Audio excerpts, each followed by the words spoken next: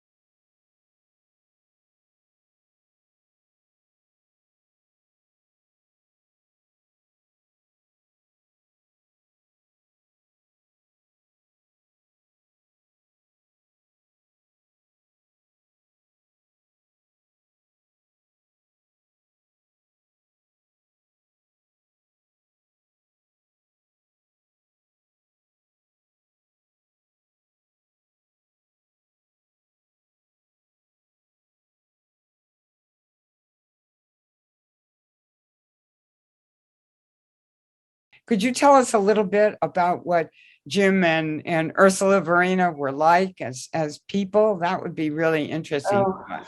We didn't have a whole lot of contact with them, but we had Easter dinner with them every year for probably 15 years, 20 years. And after Jim died, we continued doing it until Ursula moved to Oregon. So that was my main contact with them. I think they were feeling empty nester, and we had 3 small children. I mean, like one of them was this big, and they just kind of adopted us for Easter. We would alternate their coming to our house, but Jim always did the Easter eggs, and they were the most exquisite, as you can imagine, Easter eggs you could imagine. And how about Rex? Did you interact with Rex a lot? We knew Rex much better. Uh-huh. In fact, he lived with us for a year. Oh, wow. Okay. Between the time that he sold the studio and he moved into the senior housing. Rex was a sweetheart. Yeah, he must have been a lovely man. He was. I never met him. He was. Had some very interesting experiences in his life. Mm-hmm.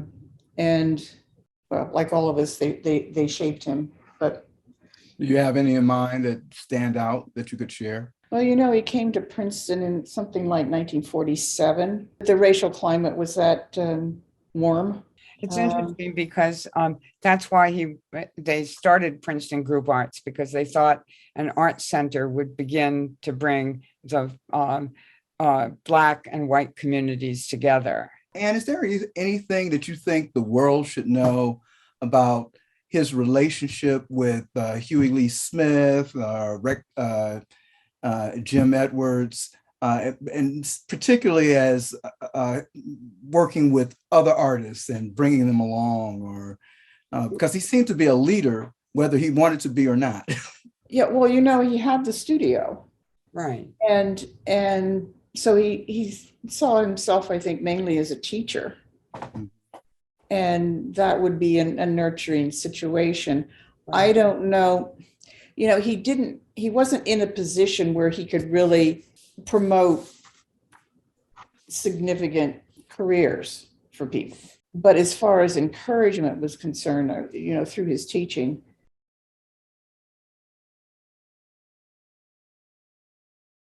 So Paul continued to play that role, but I got to know people like Humbert Howard. I didn't know him very well, but he was certainly somebody that I was interested in because of his role at the Pyramid Club. Dodge Thrash had been the initial sort of person who ran the art shows that the Pyramid Club had, but Humbert Howard ended up taking that over. And one of the things that he did was to commit that show to being an integrated venue at a time when there weren't many integrated. Give me a time period. What years? 40s and 50s. Okay. And so that he was,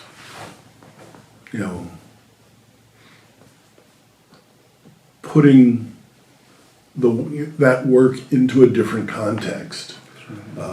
And that the Pyramid Club ended up having a relationship where people like Barnes of the Barnes Foundation spoke there, and and everybody that you can think of, from Romare Bearden to Selma Burke to Beaufort Delaney, showed there from time to time, but also many white artists like Julius Block and others, showed there. And Alan Freelon was still the sort of the elder for the group of artists that you would think of as being fixed around there. And then there's Laura Waring and so many other artists. And again, there was a similar process happening in New Jersey later around the studio in the Canal, where it became a place where artists gathered and exchanged ideas, so that you had Rex Goreleigh sort of being the host, but the guests included Hughie Lee-Smith and James Edwards and Ray Steth and that list again also goes on, and help to shape the community, not just in Princeton, but in the region.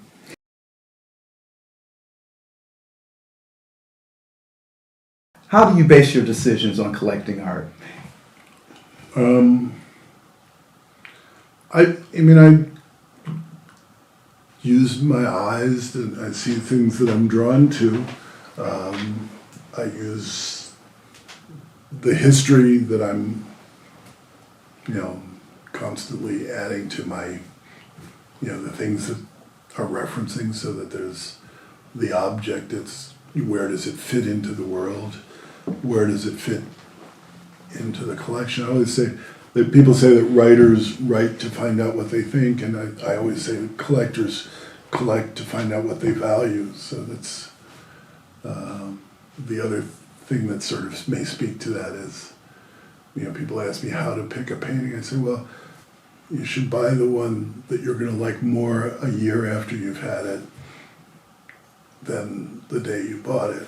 And I don't know how you do that, but that's, there are things that have, as objects, have a depth that ends up enriching you over time, and there are things that whatever they have to give you, they gave you the first day, and it's a downhill slope from there, because there's you've all met people that the first night you meet them at the club and they're the best person in the world, and the next day they're at the club again. They're telling the same story. They're not adding anything to it. They're not taking anything away. And they're not quite as fabulous as they were. And a month down the road, you're just really hoping they're not there. And so I think art is the same way.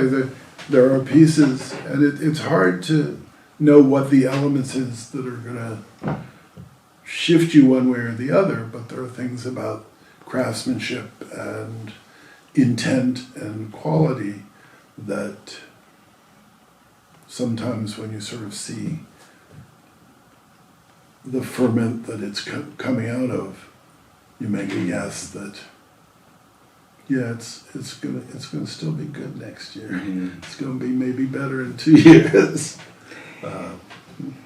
Again, I certainly am enriched by both the objects and the relationships that have come as a package. But again, I sometimes worry that there's this sort of discussion about collectors, and I want very much for the discussion to be about the art. The purpose of the show, you get into a Tesla and drive. You're not thinking about the guy that built it. You're thinking about the experience of going from 0 to 500 in 2 seconds, and the grace of the. And I think it is important, although there wouldn't be shows without collectors. There wouldn't be shows without people to put the pieces on the wall, or people who truck them. And we're not having a discussion about the people that move art, or the people that package it, or and that there's this sort of attempt to make this sort of role of the collector more than I think it is. I'm very lucky to have had the opportunity and to gather and live with many things that I treasure, and that's a joy for me. But the real joy for me is in this show, if people think about James Edwards, think about their relationship to these objects, and is there meaning for them in the objects? Because whether they think I'm a great collector or a lousy collector or a self-indulgent, person or this, or whatever they think about me, it doesn't matter. What matters is the work. I like writing about art because if you're writing about art, if the art is really bad, what you say about it doesn't matter. And if the art is really good, what you say about it doesn't matter. What matters is the art. And if you have good reproductions of the art and a crappy everything else around them, but the reproductions are clear and good and accurate, the art can fight for itself.